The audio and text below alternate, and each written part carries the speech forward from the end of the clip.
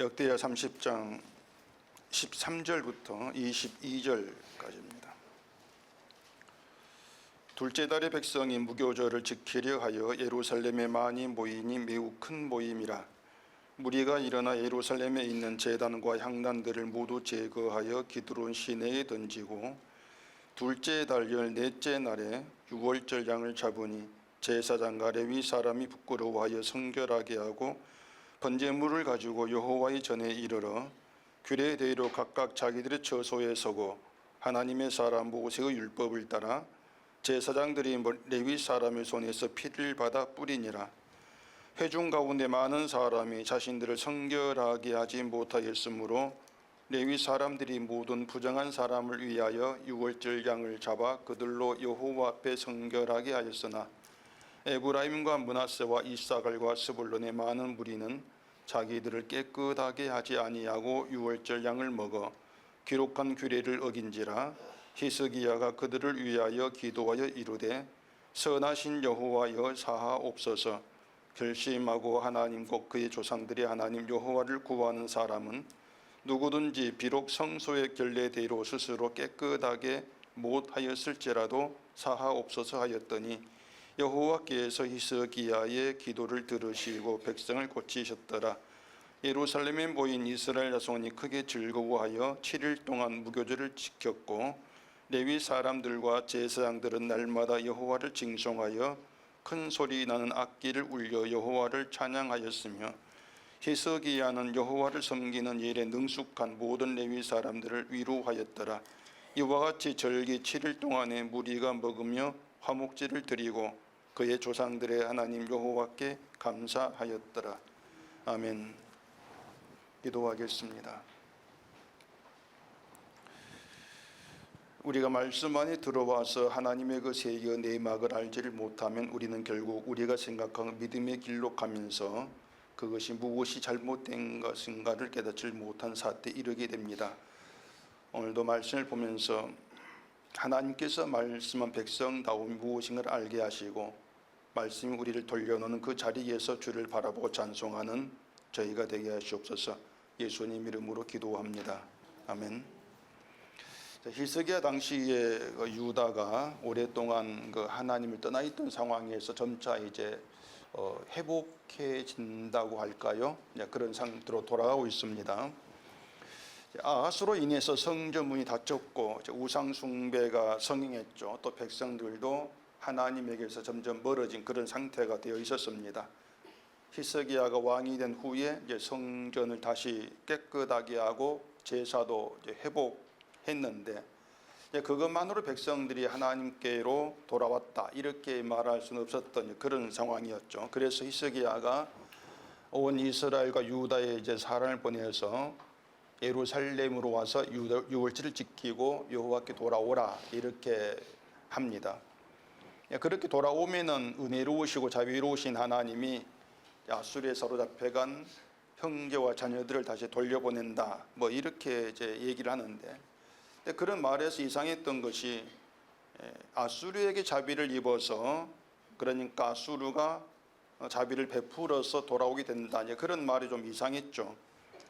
이스라엘은 아수르에게 멸망을 당했기 때문에 이 원수의 나라입니다. 더군다나 하나님을 알지 못하고 믿지 않는 이방 나라인 이 아수르가 아무 이유도 없이 이제 포로로 끌어간 이스라엘 사람들에게 자비를 베풀어서 돌려보낸다고 하는 것은 뭔가 좀 상식적으로 생각하면 도무지 말이 안 되고 또 가능성이 없는 좀 허무맹랑한 그런 말로 들릴 수도 있는 것입니다.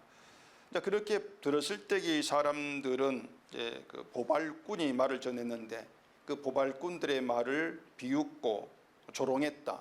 이건 뭐 충분히 이해할 수 있는 그런 일이었던 것입니다. 그런데 그런 가운데에서 반면에 아셀과 므낫세와 스불론 가운데에서 몇 사람들은 조롱하고 비웃었던 것이 아니고 스스로 겸손한 마음으로 예루살렘에 왔다. 또 그렇게 되어 있지 않습니까? 이 사람들은 보발꾼의 말을 좀 진지하게 받아들인 그런 사람들이었다고도 할 수 있을 것입니다. 그래서 사람들이 이제 우리가 이런 내용을 보면서 이제 사람 자꾸 나눈단 말입니다. 이쪽은 믿음이 있고 이쪽은 믿음이 없고, 행동을 보면서 이제 나누는 것이 대부분이고 일반적이라고 할 수가 있는 것이죠. 분명히 보발꾼들의 말을 듣지 않고 조롱하고 비웃었다는 것은 믿음이 없는 그런 행위로 비춰질 수밖에 없는 거예요. 그리고 그 말을 듣고 겸손한 마음으로 돌아온 사람들, 이 사람들 믿음이 있다, 뭐 이렇게 우리는 이제 보게 될 수밖에 없는 것이죠. 그리고 12절에 보시면은 또 하나님의 손 유다 사람들을 감동시켜서 왕과 방백들이 여호와 말씀대로 전한 명령을 준행하게 했다, 또 이렇게 되어 있단 말입니다. 하나님께서 유다 사람들의 마음을 움직여서 예루살렘 모여서 유월절을 지키겠다, 이제 그런 의미로 볼 수가 있는 것인데, 이 이야기를 지난주에는 이제 하나님 유다 사람들을 감동시킨 것처럼 11절에서 말하는 그 몇 사람들, 북이스라엘의 몇 사람들도 하나님의 이제 감동으로 간섭으로 돌아오게 되었다, 이렇게 묶어가지고 말씀을 제가 드렸습니다. 그런데 이제 오늘 그 설교를 준비하면서 좀 한 가지 의문이 되는 게 있습니다. 뭔가 하면은 이 북이스라엘 사람들 중에 몇 사람이 예루살렘 와가지고 유월절을 지키는 것과 또 유다 사람들이 예루살렘에 모여서 유월절을 지키는 것, 이 둘을 놓고 생각했을 때에 어느 쪽이 더 힘든 일이라고 할 수가 있겠냐고 하는 것입니다. 이제 북이스라엘 사람들이 예루살렘 와가지고 유월절 지키는 거, 또 유다 사람들이, 예루살렘에 사는 유다 사람들이 예루살렘에서 유월절 지키는 거, 어느 쪽이 더 힘든 일일까 보면은 북이스라엘 사람들이 예루살렘 오는 것이죠. 그 사람들이 마음을 돌이켜서 예루살렘 와가지고 유월 지킨다, 이게 또 뭔가 더 힘든 그런 문제로 비칠 수 있단 말입니다. 일단 거리상으로도 예루살렘에서 멀리 떨어져 있고, 또 이 북쪽은 이미 망한 상태이기 때문에 이들이 유월절을 지킨다 해가지고 뭐 나라가 다시 예전으로 회복된다거나 또 형편 나아진다거나 이런 기대를 할 수 없는 그런 상황이란 것입니다. 그렇기 때문에 이제 그런 것들을 우리 생각했을 때에 그런 인간적인 마음과 결단으로는 예루살렘 온다는 건 사실상 힘들어요. 힘들죠. 어렵죠.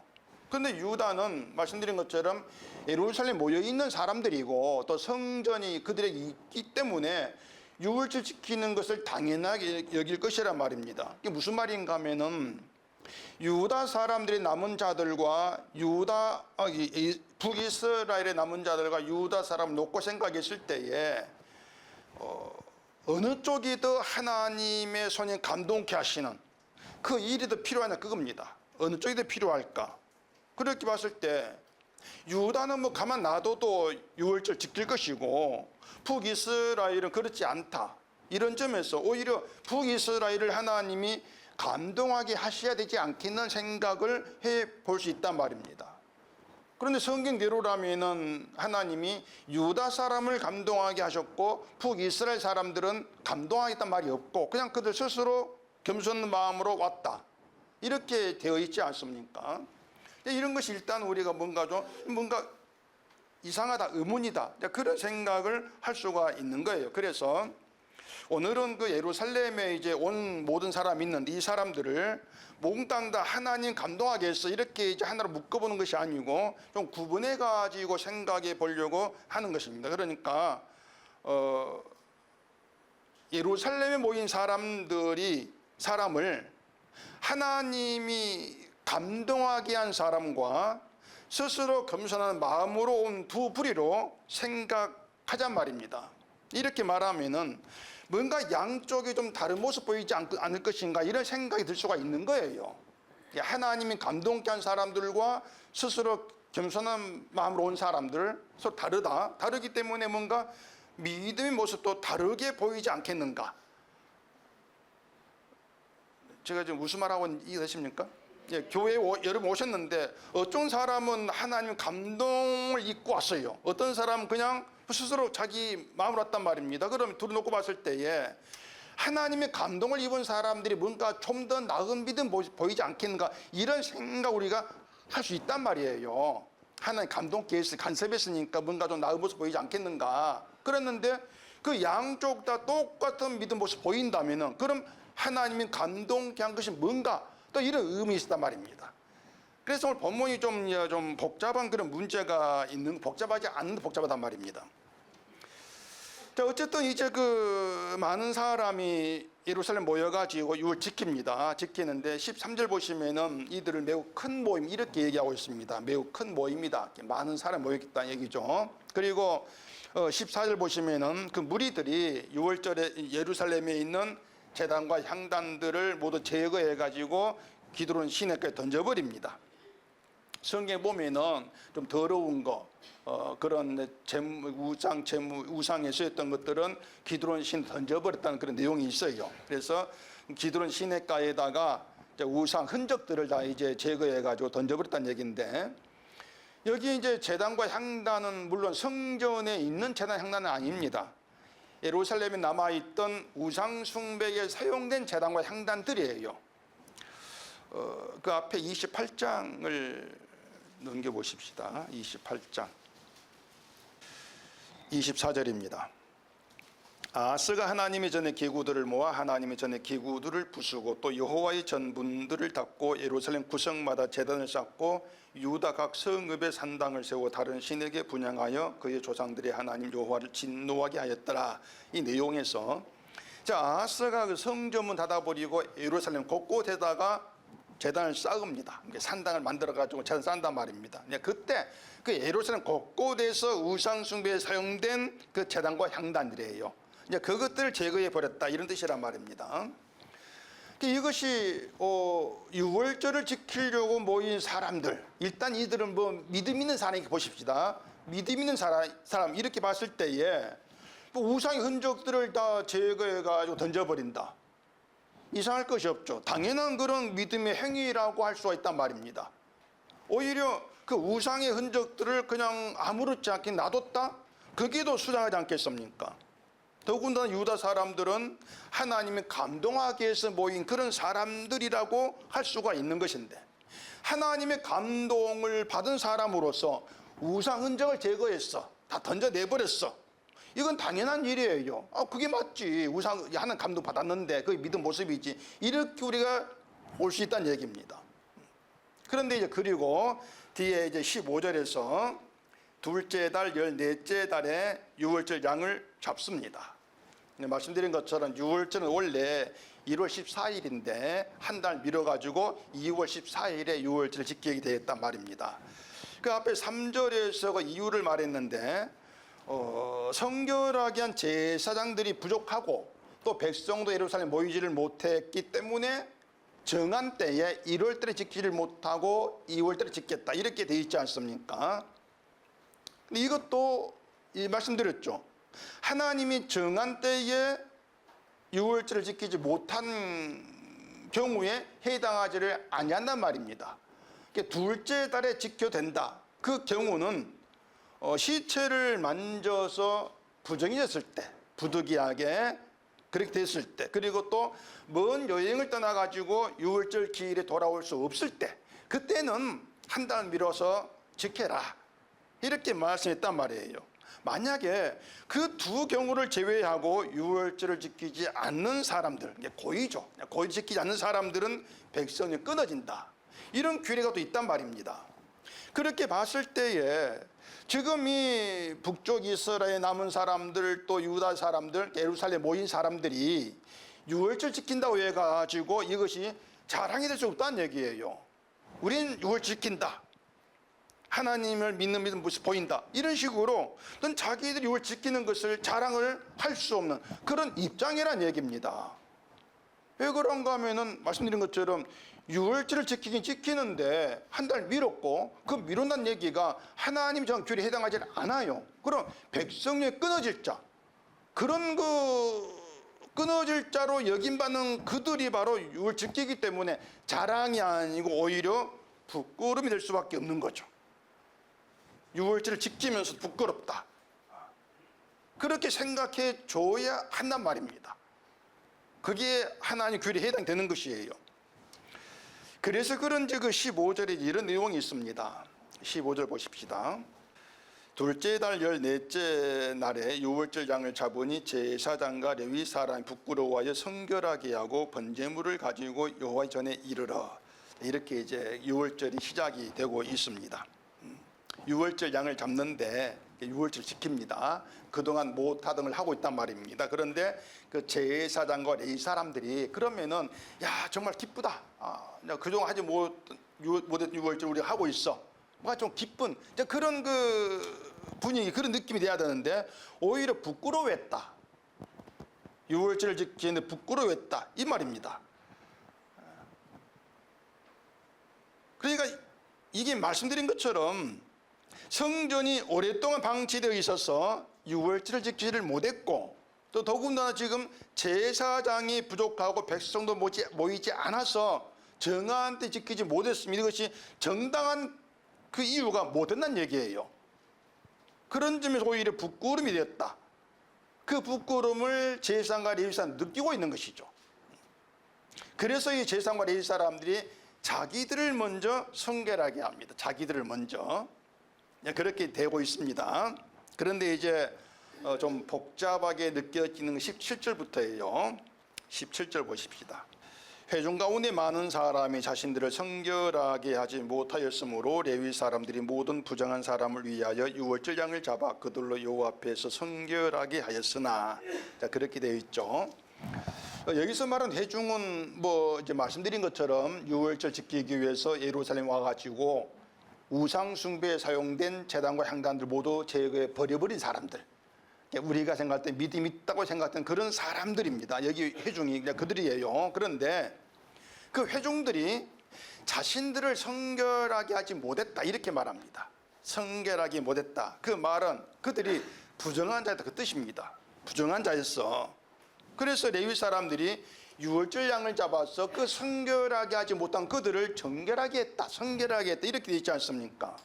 그러니까 이게 지금 우리가 다시 좀 생각해 보시면 무슨 뜻이냐면은 예루살렘에 있는 제단과 향단들을 모두 제거해 버리는 기드론 시내가에 던져버린 다시 말해서 그런 그 좀 믿음의 행보, 믿음의 행실을 보여준 이 사람들이 자기를 성결하게 하지 못한 부정한 자였다 그 말입니다. 무슨 뜻인지 아시겠죠?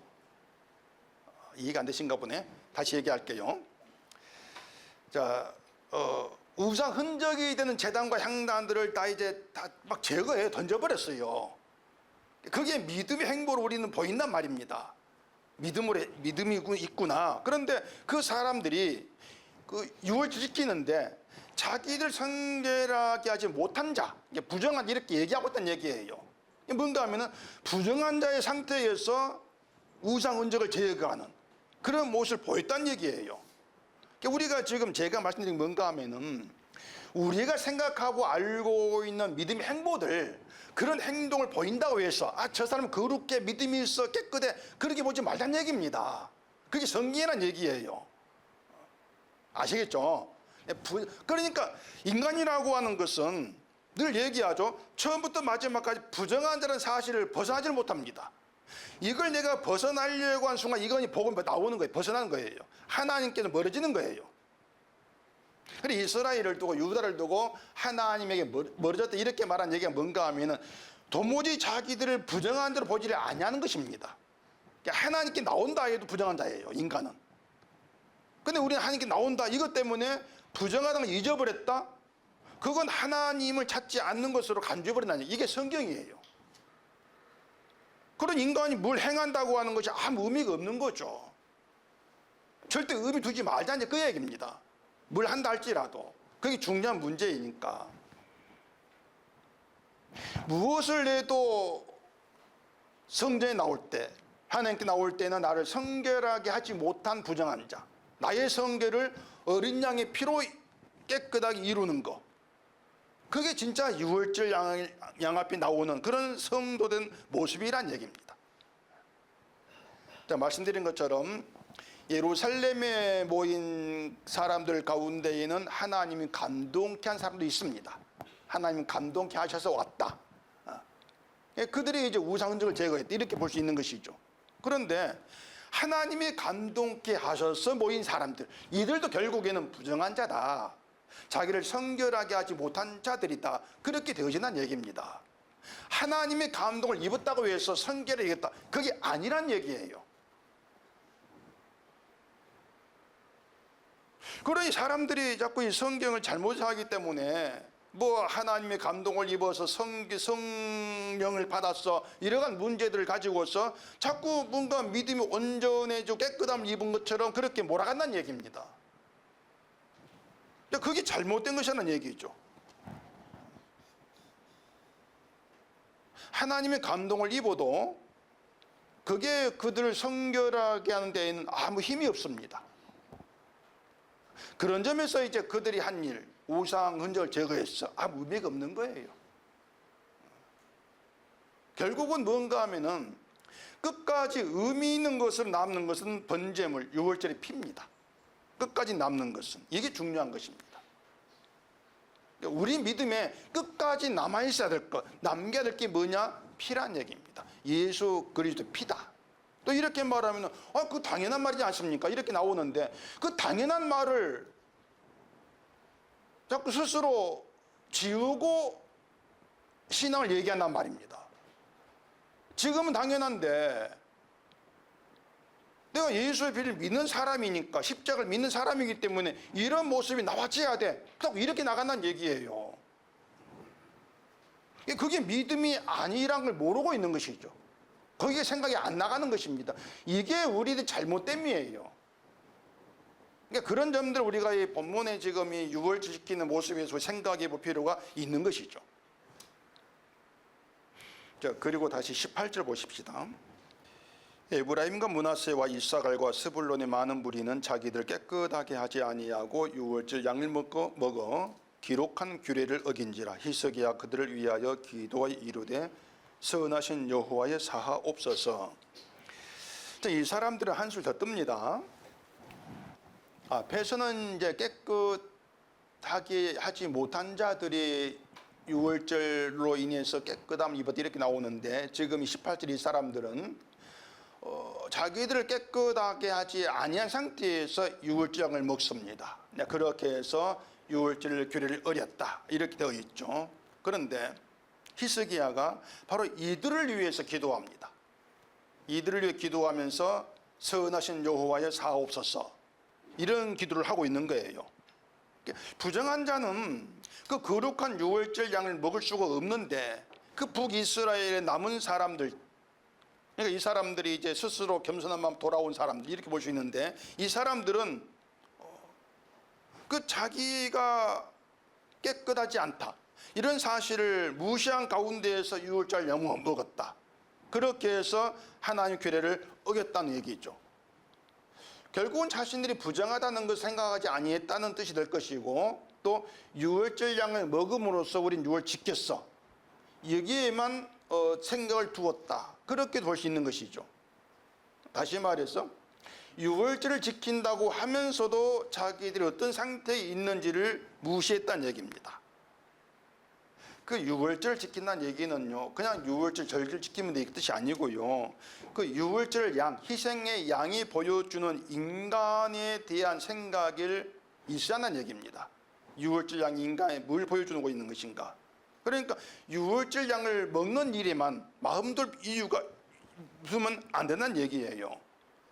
그 유월절 양이 보여주는 것은 너희들도 애굽의 장자 죽음에서 똑같이 죽어야 될 자야, 이걸 보여주고 있는 거죠. 근데 그걸 생각하지 않고 유월절 양을 먹으면 절기를 지키는 것이겠지, 이렇게 나와지는 거. 이게 마치 지금의 교회가 그 십자가가 보여주는 것이 무엇인가를 무시한 채 십자가로 죄가 용서되어 구원되었습니다, 이것만 생각하는 거. 이것이 예수의 피를 자기 마음대로 그냥 먹는 거예요, 그냥 자기를 위해서. 그런 모습에 해당한단 말입니다. 그 어린 양의 피가 보여주는 인간에 대한 생각, 그걸 자꾸 놓쳐버리고 그 양을 먹는 일에만 마음 두었다는 거. 그런 생각으로 우리가 모이고 교회를 나온다? 그건 믿음으로 간주되지가 않는 것이죠. 그래, 히스기야가 이 규례를 이제 어긴 그들을 위해 기도하는데, 선하신 여호와의 사하옵소서, 이게 또 좀 이상한 기도가 됩니다. 19절 보십시다. 결심하고 하나님 곧 그의 조상들이 하나님 여호와를 구하는 사람은 누구든지 비록 성소의 결례대로 스스로 깨끗하게 못하였을지라도 사옵소서 하였더니, 이게 희사 기도입니다. 죄를 사해 달라는 용서를 구하는 기도죠.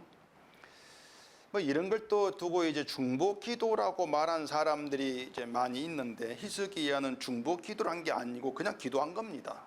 그냥 기도한 거예요. 중보 기도라고 하는 것은 없습니다. 그래서 교회가 자꾸 내가 누군가를 위해서 기도하면 그게 중보 기도가 된다 이렇게 말하는데, 그게 결국 그 사탄의 그 성품에서 나오는 인간 생각이에요. 그 중보 기도라고 하는 것이.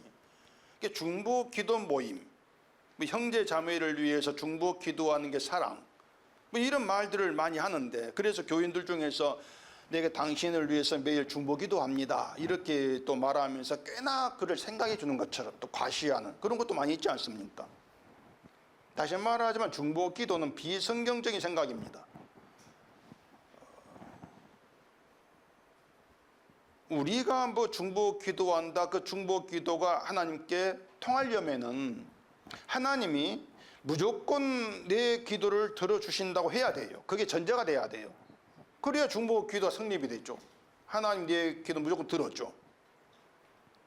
만약 하나님이 기도를 듣지 않으신다면 아무리 중보 기도 한다 해도 그건 허사지 않습니까?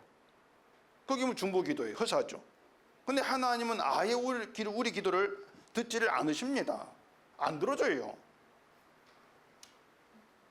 부정한 자인데 그런 기도를 하나님 들어줄 이유가 뭐가 있습니까?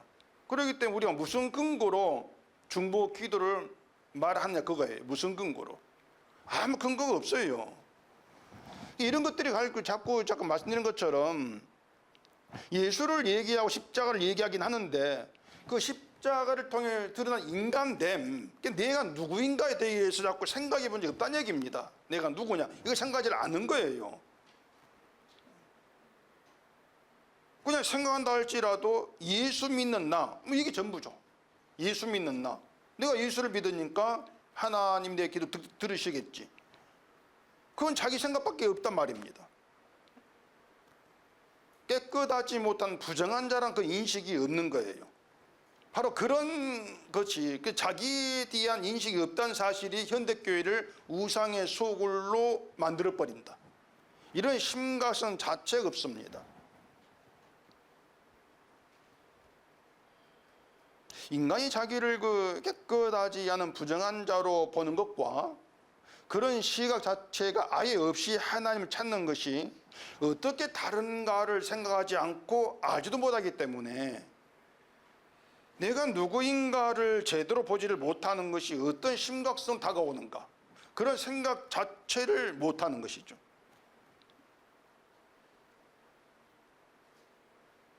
그래서 예루살렘에 모여서 유월절을 지킨다, 유월절을 해보겠다, 이게 전부가 아닌 것입니다. 그것 가지고 하나님 백성이 되었어 이렇게 말할 수 없다는 얘기예요. 이걸 본문에서는 자기를 성결하게 하지 못해서 유월절 양으로 성결하게 된 사람과 또 성결하게 되지 못하고 유월절을 먹는 사람으로 이렇게 나누어 가지고 지금 얘기를 하고 있는 것이죠. 결국 뭔가 하면 일단은 양쪽 다 성결하지 못한 사람들입니다. 양쪽 다 모든 인간이 성결하지 못한 상태예요. 다만 자신이 성결하지 못한 걸 알고 유월절 양으로 성결하게 된 사람이 있고, 또 성결하지 못했다는 것을 아예 생각하지 않고 유월절 양을 먹은 사람이 있다는 얘기입니다. 그리고 유월절 양을 먹었다는 얘기는 유월절을 자기를 위한 하나의 절기로 생각했다, 이런 의미가 되는 것이죠.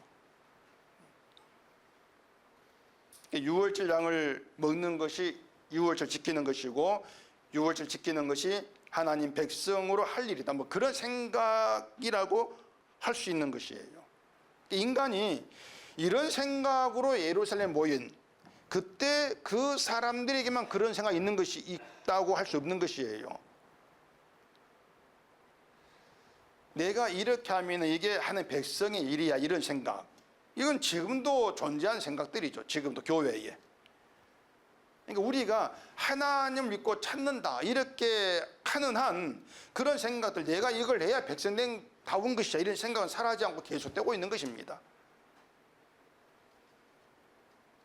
그래서 지금의 교회에서도 그런 생각으로 신앙생활을 이어가고 있는 현실인 거죠. 예배를 드리고 11조를 하는 것이 하나님 백성으로서 당연히 해야 될 일이다, 이런 그 의식 가운데에서 행한 일들 많지 않습니까? 뭐 선교라는 것도 예수님이 하늘로 가시면서 주신 사명, 지상 사명이다, 이런 생각들을 하죠. 그래서 선교하는 것을 뭐 믿는 사명 이렇게 간주하는 것이고, 선교비를 내는 것 하나도 뭐 삶에 실천하는 것, 이렇게들 또 말하지 않습니까? 그러면서 그것을 하면서 자기를 확인하는 거예요. 내가 선교의 삶을 하고 있어, 이렇게 확인한단 말입니다. 또 그게 증거물로 간직되는 것이죠. 이런 모든 것들이 결국에는 자기가 선교하지 못한 자라는 사실을 아예 무시하고 있는 그런 그 모습에 해당한다는 얘기입니다. 그리고 하나님은 그런 나를 기뻐하실 것이다. 그런 것들이 모두 이제 인간에게 나온 하나의 그 아이디어, 생각일 수밖에 없는 거예요. 교만한 것이고. 그런 교만도 이제 생각지를 못하죠. 결국에 믿음이라고 하는 것이 그 십자가에 피 흘린 예수님은 안 계시고 오직 나만 있고, 그래서 나를 위한 종교로 전락되어 있는 그런 현실인 것입니다.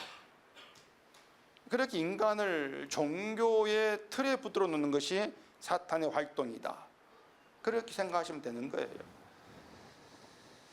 제가 여러 번 드린 내용인데 역대하 21장으로 보십시다. 역대하 21장 6절입니다. 제가 이스라엘 왕들의 길로 행하여 아합의 집과 같이 하였으니 이는 아합의 딸이 그 아내가 되었음이라. 제가 여호와 보시기에 악을 행하였으나 여호와께서 다윗의 집을 멸하기를 즐겨하지 아니하셨음은 이전에 다윗으로 더불어 언약을 세우시고 또 다윗과 그 자손에게 항상 등불을 주겠다고 하셨음이더라. 자, 여기 여호람이 아합의 길로 행한 악을 행했습니다. 그 악을 행한 여호람, 그 다윗집에 하신 말씀이 등불을 주겠다고 약속했다, 이 말을 하고 있다는 얘기입니다. 그러니까 여호람은 악을 행함으로 인해서 하나님 법대로라면 진멸을 당했어야 될 사람이에요. 진멸을 당해야 한단 말입니다. 그런데 이전에 다윗과 더불어 하나님 언약을 세우시고 다윗과 자손에게 항상 등불을 주겠다, 그렇게 말씀했기 때문에, 약속했기 때문에 멸하기를 즐겨하지 않으신다는 얘기입니다. 그러면 다윗의 집이, 우리는 언약 때문에, 하나님이 약속했기 때문에 아무리 악을 행하고 죄를 지어도 하나님 멸하지를 않으신다, 이렇게 하면서 우린 죄를 지어도 괜찮아, 죄를 지어도 천국 가, 그렇게 신나하고 있다면은 그게 맞는 것이겠어요? 그건 등불을 주신 취지를 모르는 것이고, 무엇보다 중요한 것은 등불을 주겠다고 언약한 하나님 찾는 게 아니란 얘기입니다. 하나님 모르는 거예요, 그것이. 그러니까 이것은 하나님을 찾는다 할지라도 하나님을 찾는 것으로 인정되지를 아니한단 말입니다. 그러니까 등불이라고 하는 것은 여호람처럼 악을 행하는 그 가문 속에서 등불을 알 수 있는 거예요. 그 가문 들어가야만이. 여호람처럼, 우리가 여호람처럼 악을 행한 자가 돼야 한단 말입니다. 그래야만이 등불이 어떤 가치가 있어 알 것 아닙니까? 근데 우리는 성경 볼 때 여호람 악을 행해, 난 아니야, 자꾸 날 갈라치기 한다는 얘기예요. 이 갈라치기라고 하는 거 자꾸 정치만 하는 것이 아니고 교회도 있는 거예요. 나와 교회 밖에서 가르치지 않습니까? 교회 안에서 저 사람 주일 난 안 지켜, 나는 안 지키는 거 아니고 난 지켜, 갈라친다는 얘기예요. 그런 것들이 뭔가 하면 등불을 취지를 모르죠. 약속의 취지를 모르는 거예요. 그런 가운데에서 아무리 난 하나님 찾는다 할지라도 인정되지 아니한다. 바꾸고 말하면은 하나님을 자꾸 교회를 나온다 할지라도 하나님을 찾은 적이 없다, 그렇게 간주한단 말입니다. 바리새인은 예수님에게 그런 말을 들었는데, 요한복음 5장을 보십시다. 요한복음 5장 37절입니다. 또한 나를 보내신 아버지께서 친히 나를 위하여 증거하셨느니라. 너희는 아무 때에도 그 음성을 듣지 못하였고 그 형용을 보지 못하였으며 그 말씀이 너희 속에 거하지 아니하니 이는 그의 보내신 자를 믿지 아니함이니라. 바리새인에 대한 예수님의 결정적인 평가가 뭔가 하면은 너희는 하나님의 음성을 듣지 못하였고 또 말씀이 그 속에 거하지 않는 자다. 그게 그들 향한 평가였습니다. 이 말씀에 대해서 우리는 무작정 우리가 예수 편이다 이 생각하기 때문에 예수 말이 맞아 이렇게 생각하기 때문에 맞다 맞는 말이 넘어가겠지만은 제3자 시각에서 본다면은 예수님이 도대체 무슨 근거로 바리새인들 속에 말씀이 거하지 않는다고 단정하느냐? 무슨 근거로? 이런 의문이 있게 되지 않겠습니까? 뭘 근거로 그들 속에 말씀이 들어있지 않아? 그렇게 말하냐 말이에요. 여기에 대해서 예수님은 하나님 보내신 자를 믿지 않기 때문에 이렇게 말합니다. 그러니까 너희가 날 믿지 않아. 날 믿지 않기 때문에 너희 속에 말씀이 없어. 날 보낸 여호와의 음성 듣지 못한 것이야. 이렇게 말씀하는 것인데 이것도 어떻게 들으면은 예수님만의 독단적인 주장이다. 이렇게 반발할 수 있는 그런 문제죠. 가령 우리가 열심히 성경을 보고 있는 사람한테 너희 속에 말씀이 거하지 않는다 이렇게 말한다면은 너 그 근거를 대봐라. 이렇게 할 때에 너는 예수를 믿지 않기 때문이야. 이렇게 말한다 합시다. 이걸 순순히 받아들일 사람 누가 있겠습니까? 그러니까 무슨 근거로 내가 예수를 믿지 않는다고 말해? 근거를 대봐. 이렇게 말했을 때에 그 근거가 뭐냐는 얘기예요. 제가 여러분에게 여러분 예수 안 믿습니다 말하면은 기분 나쁘죠. 기분 나쁘면서 아니 무슨 근거로 그렇게 말하면 근거를 대보세요. 그 근거가 뭐냔 말이에요. 예수를 믿지 않는 근거가. 교회 잘 나오고 있는데 예배라면 예배 빠지지 않고 참석하고 기도 제일 열심히 많이 하고 11조하고 온 교회를 다 참석하고 있는데 근데 당신은 예수를 믿지 않는다 이렇게 말했을 때에 그 근거가 뭐냐? 이 문제에 대해서 한국교회가 너무나 심하게 오해를 하고 있습니다. 교회는 믿음의 그 근거가 되는 것을 자꾸 행위에서 그러기 때문에 말씀드린 것처럼 행위가 부족함이 없이 넘치게 보이는 사람들 그런 사람들 향해서 믿음이 없다 이런 말을 못한다는 얘기예요. 행위가 없을 때 믿음이 없다 이렇게 말하는 것이지. 잘 들으세요. 예수를 믿는다는 얘기는요 교회를 나오고 나오지 않는 거 아무 관계없이 자기를 죄사함을 받아야 될 자로 본다는 걸 예수를 믿는 겁니다. 그것이 자기를 부정한 대로 보는 거예요. 이게 예수를 믿는 거예요. 그것이 믿음의 행위가 아무리 부진하다 할지라도 그 사람은 아까 얘기했죠. 뭐래도 부정한 자다. 행위가 게을러도 부정한 자 똑같아요. 이 점은 다르지가 않습니다. 이렇게 자기에 대한 생각이 부정하다. 그 생각으로 살아있는 사람에게 하나님 말씀이 그 속에 있다. 여기에 해당한단 말입니다. 그게 예수를 믿는 것이고 그 믿음이 있는 자에게 말씀이 그 속에 있어. 이렇게 말할 수가 있는 거예요. 그런데 그것이 바리새인이 없다는 얘기입니다. 바리새인에게. 이게 바리새인은 자기에 대한 생각이 그냥 의로운 거죠. 우리는 의롭다. 깨끗하지 못한 부정한 자들은 세리, 창녀, 죄를 행하는 그런 자들에게 해당되는 것이고 우리는 하나님 백성으로 부족함이 없는 의로운 자들이야. 그게 그들 생각이었단 말입니다. 그렇기 때문에 죄를 위해 오신 예수 필요 없어. 그렇게 나오는 것이죠. 그것이 하나님의 음성을 듣지 못한 것이고 결국 말씀이 그 속에 거하지 않는 것이야. 이런 결론에 도달한단 말이에요. 그래서 하나님이 주겠다고 약속한 등불의 가치를 알고 등불을 주겠다고 하신 하나님의 그 약속을 감사하고 찬송할 수 있는 그런 사람이 누구인가? 그 등불이 누구에게 필요한가? 이걸 생각해 본다면은 그 등불이 필요한 자들은 어둠이 있는 자들이죠. 그런 등불로 감사하고 등불을 찬송할 수 있는 사람 누구겠습니까? 내가 어둠이 있으면 아는 사람들이죠. 그게 누구냐? 말씀 속에 있는 자들입니다. 그 말씀 속에서 예수를 믿게 된 사람들이죠.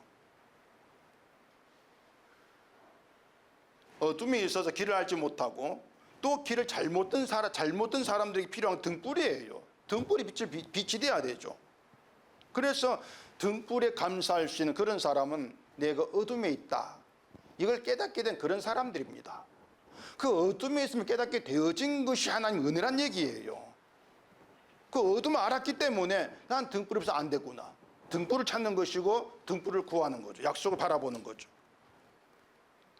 여기에는요, 그 등불이 돈이 된다거나 나를 행복하게 만들어준다, 이게 없습니다. 그런 기대, 그런 소원이 없는 거예요. 그러니까 하나님의 약속을 바라보고 하나님을 찾고 구한다, 그 믿음에는요, 나의 기대, 나의 소원이 다 내려놓은 상태입니다. 내가 원한 그런 하나님을 구하는 게 아니에요.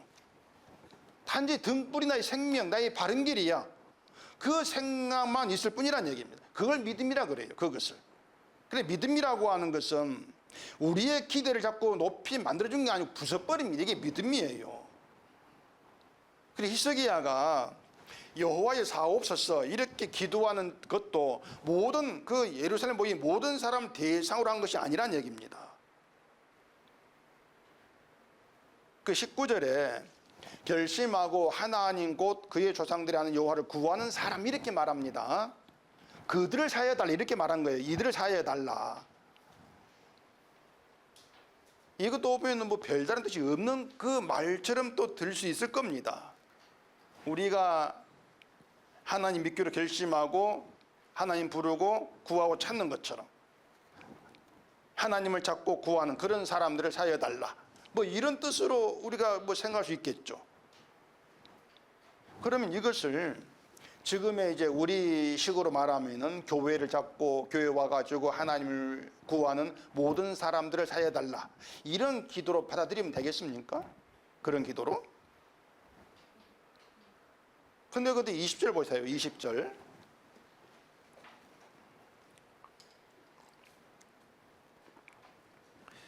여호와께서 히스기야의 기도를 들으시고 백성을 고치셨다라, 이렇게 말하죠. 자, 예루살렘에 와서 유월절 지키는 사람들은 모두가 여호와를 구하는 사람들이라고 볼 수가 있을 겁니다. 스스로 겸손한 마음으로 왔던, 하나님 손에 감동하게 해서 왔던 이들은 하나님 찾고 구하는 그런 사람들이라고 해야 맞지 않겠습니까? 더군다나 히스기야가 기도하는 사람은 지금 자기를 깨끗하지 않고 유월절 양을 먹어서 규례를 어긴 사람들이에요. 그런 사람들을 히스기야 기도 하나로 사하신다, 그런 뜻이냐 말이에요. 히스기야 그렇게 대단한 사람입니까? 대단한 사람이 아닙니다. 그래, 이제 이런 생각이 있을 수가 있어요. 여기서 우리가 그 결심하고 조상들의 하나님 여호와를 구하는 사람, 이들은 누구냐, 어떤 사람, 여기에 대해서 좀 더 좀 깊이 생각해야 되는데, 결심한다는 얘기는 마음을 굳게 한다, 그 뜻입니다. 마음을 굳건히 하는 것입니다. 근데 다시 또 생각해 보시면은, 자, 여러분이 하나님을 자꾸 구하는 일에 있어서 마음을 굳게 해야 될 필요성이 있습니까, 여러분? 여러분이 하나님을 찾을 때, 기도를 한다 합시다. 기도를 할 때 마음을 굳건히 하고 기도합니까? 어떤 막 결심을 하고 기도합니까? 아니죠. 기도를 안 해봐서 모르겠지만은 그냥 해보세요. 오늘 가가지고 기도할 때에 막 마음을 굳건히 해야지, 결심을 해야지, 그러고 기도하고 하나님 찾고 구하는 그게 아니에요. 그냥 하는 겁니다. 사람들은 그냥 해요.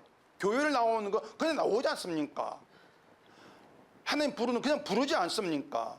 그러니까 마음을 굳이 굳건히 하지 않아도 되는 일이에요. 요거를 구한다는 얘기는 내 믿음에 내가 열심을 내 가지고 구하면 되지, 그런 생각 들이지 않습니까? 주일에 교회 가면 된단 말입니다. 막 결심까지 해야 될 그런 필요성이 없다는 얘기예요.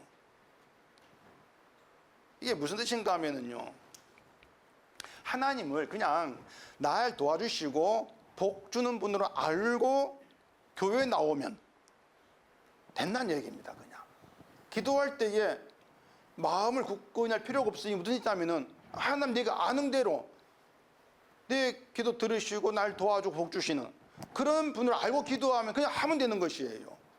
그런데 하나님을 성경에서 말한 대로 하나님을 나를 부정한 대로 보시고 날 저주하려는 자로 보시고 내가 악을 행할 진멸하시는 그런 하나님, 날 복 주시는 그런 하나님이 아니야, 나를 저주하는 그런 하나님이야, 이렇게 알고 기도를 한다.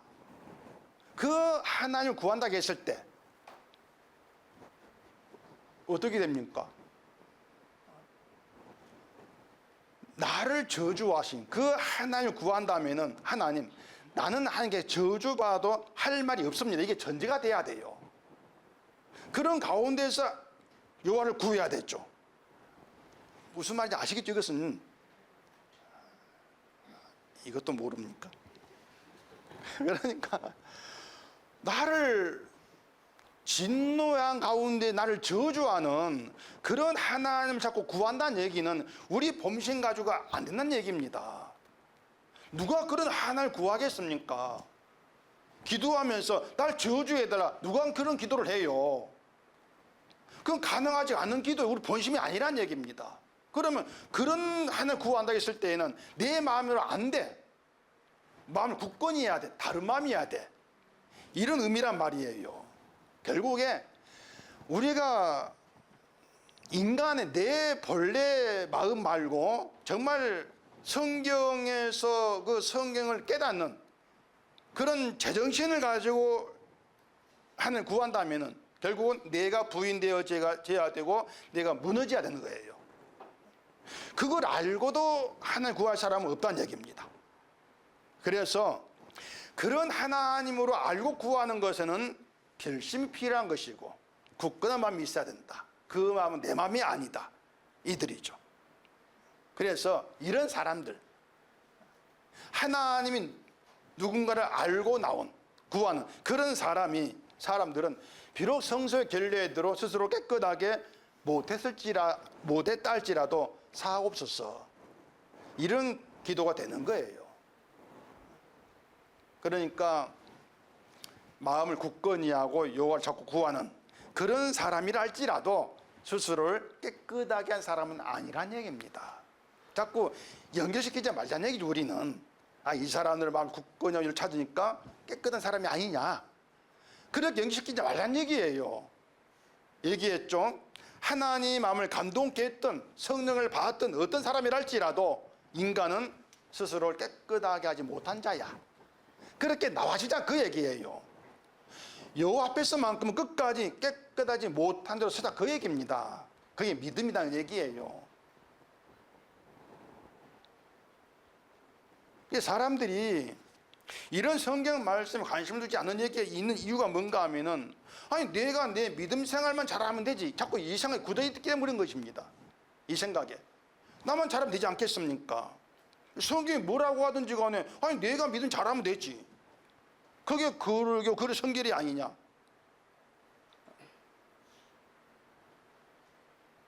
그게 인간이 어둠에 있는 상태이란 사실을 모르죠.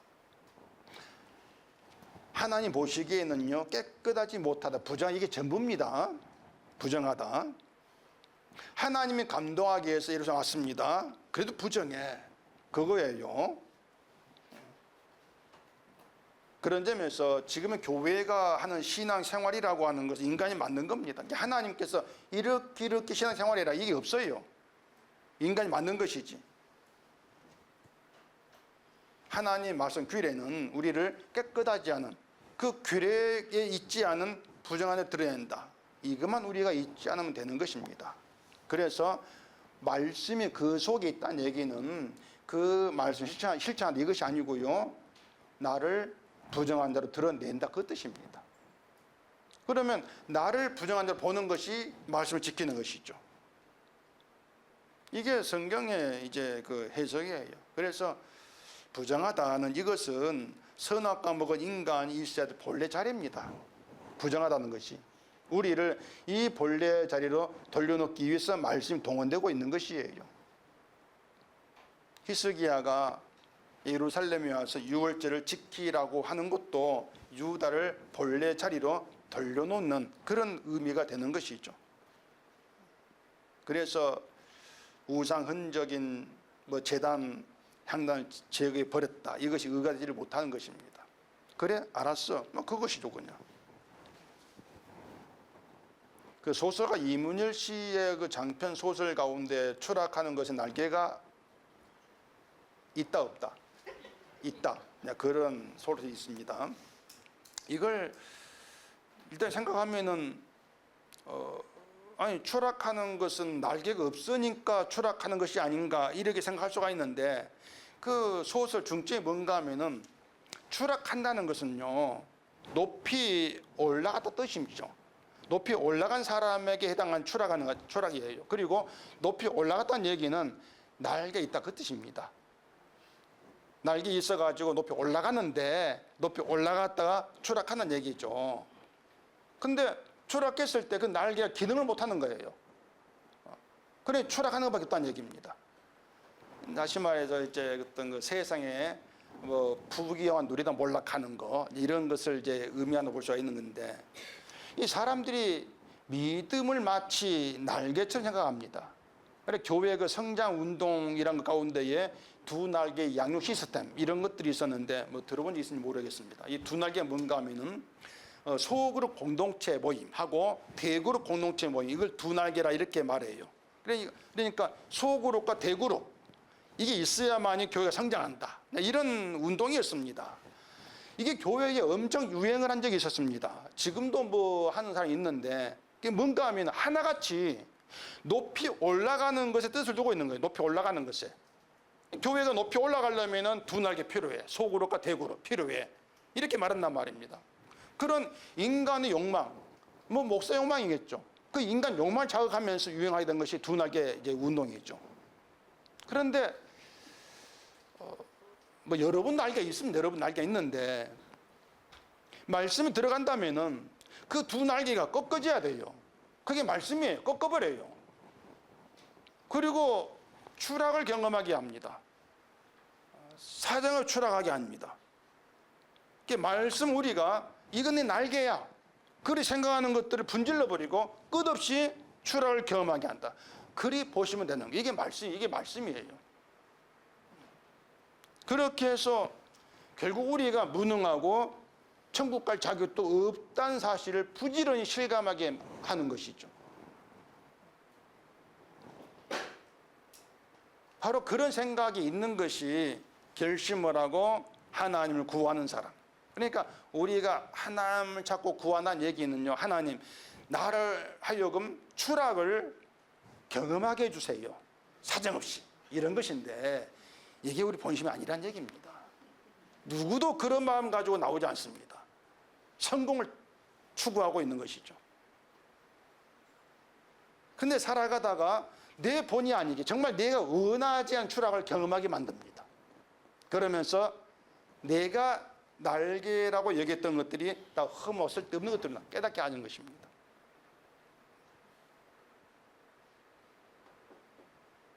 그 몇 주 동안 그 자기 가문 자랑했다가 추락해버린 여배우 있지 않습니까?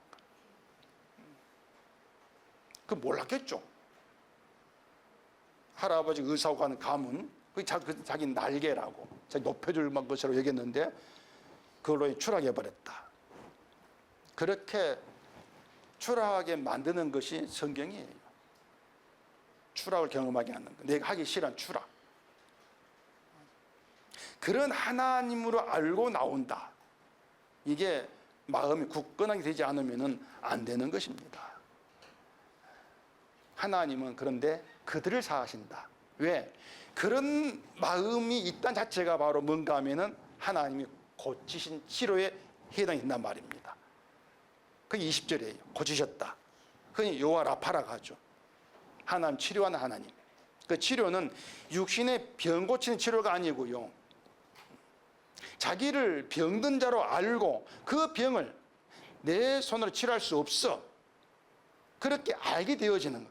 나의 부정을 알게 되어지는 이것이 하나님의 치료란 말입니다. 하나님이 나를 이렇게 고치시구나. 이게 은총이를 깨닫는 것이 성도인 겁니다. 나를 초라하게 만들어서 내가 무능한 점을 알게 하는 것. 이게 하나님 치료야. 그것이 이미 하나님 사심 속에 있는 거예요. 그렇게 해서 우리로 하여금 우리의 등불로 오신 예수의 피를 바라보게 하죠.